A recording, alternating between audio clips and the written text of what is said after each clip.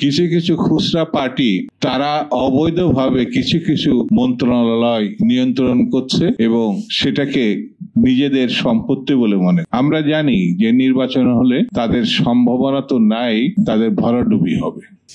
নিম্ন আদালতে 5 বছর, উচ্চ আদালতে সেটা বাড়িয়ে 10 বছরের সাজা করেছিলেন, তিনি 6 বছর জেলে ছিলেন। সেই লড়াইয়ে বাংলাদেশ মুক্ত হয়েছে। সেই মুক্তির বাস্তব ভিত্তি আনুষ্ঠানিকভাবে দিতে হলে একটি নির্বাচিত সরকার প্রতিষ্ঠা করতে হবে। এখন যেটি আমাদের গত 16 বছর ছিল না, এখনো নাই। সরকার বলেছে তারা প্রতিশ্রুতিবদ্ধ 26 সালের জানুয়ারি মাসে নির্বাচন করবেন। আমরা সরকারকে অভিনন্দন জানিয়েছি, ধন্যবাদ জানিয়েছি। আমরা বলেছি যত কিছু বাধা বিপত্তি আসুক না কেন বিএনপি সরকারের পাশে আছে, অন্যান্য রাজনৈতিক দলগুলো আছে।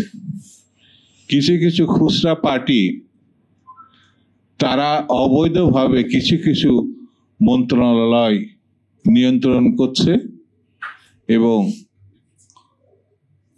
সেটাকে নিজেদের সম্পত্তি বলে মনে করছে। আমরা জানি যে নির্বাচন হলে তাদের সম্ভাবনা তো নাই, তাদের ভরাডুবি হবে।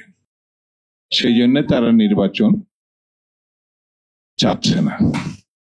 কিন্তু কোন পার্টি চাইলো কি কোন পার্টি চাইলো না, এর থেকেও বড় কথা হচ্ছে রক্ত স্নাত বাংলাদেশে যে দাবিতে আমাদের ছেলে মেয়েরা আত্মহত্যা দিয়েছে স্বৈরতন্ত্রের পতন ঘটিয়ে গণতন্ত্র উত্তরণের জন্য, সেটিতে বাদ দেওয়া যাবে না, সেটিতে ভোলা যাবে না, সেটি কোনোভাবে গ্রহণযোগ্য না।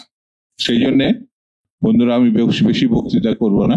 এই আগস্টে দাঁড়িয়ে আমাদের শপথ নিতে হবে যতক্ষণ পর্যন্ত নির্বাচিত সরকার প্রতিষ্ঠা করতে না পারবো ততক্ষণ পর্যন্ত আন্দোলন অব্যাহত থাকবে। এই আন্দোলনের পরিসমাপ্তি হবে না।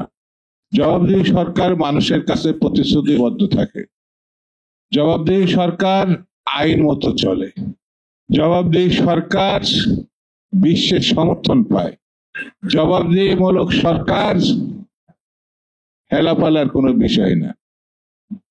মানুষের ভোটে, মানুষের সমর্থনে, মানুষের ইচ্ছায় পরিচালিত হয়।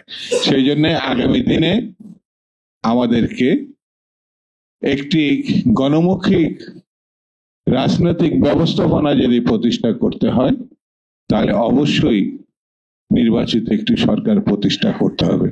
সেই